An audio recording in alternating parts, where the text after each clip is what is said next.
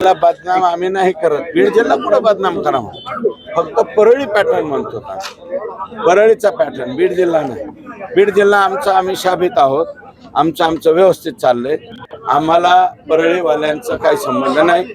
तुमचा परळी पॅटर्न बदनाम होतं. आमच्या आष्टीतल्या लोकांनी कोणाच्या जमिनीवर जे आहे कुणी विमा भरलेला एक शेतकरी दाखवा, पाटोद्यातला दाखवा, शिरूर मधला दाखवा, बीड मधला दाखवा, गेवराईतला दाखवा, धारूर मधला दाखवा, वडवणीचा दाखवा, माजलगावचा दाखवा, केजचा दाखवा, अंबाजोगाईचा. फक्त परळीचेच लोक का विमा भरतायत, सगळ्या जिल्ह्यात भरतायत आणि संपूर्ण राज्यात भरतायत. पण बदनामीचं कार आम्ही कुठं बदनाम करतो? बदनाम फक्त तुमची, फक्त परळीचेच लोक तुमच्याशिवाय असं वागू शकतात काय?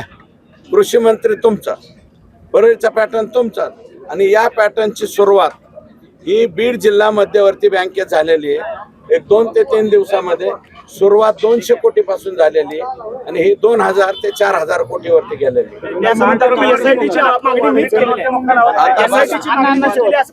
माननीय मुख्यमंत्री नाही, माझं काही त्यांनी काय केलंय हे त्यांना विचारा.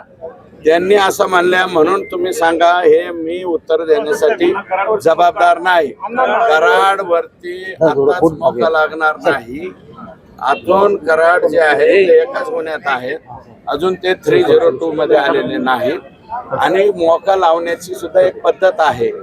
माहिती न घेता काही लोक बोलताय, त्याला रीतसर परवानगी घ्यावी लागते, ऑथेंटिक परवानगी मिळाल्याच्या नंतर. दुसरी असं आहे की आमचे खासदार जे बोलले की ज्युडिशियल इन्क्वायरी नाही, ज्युडिशियल इन्क्वायरीच्या बाबतीत सुद्धा माननीय हायकोर्टाची परवानगी घ्यावी लागते आणि परवानगी घेऊन हायकोर्ट जे जज देईल त्या जजची मार्फत ज्युडिशियल इन्क्वायरी होते.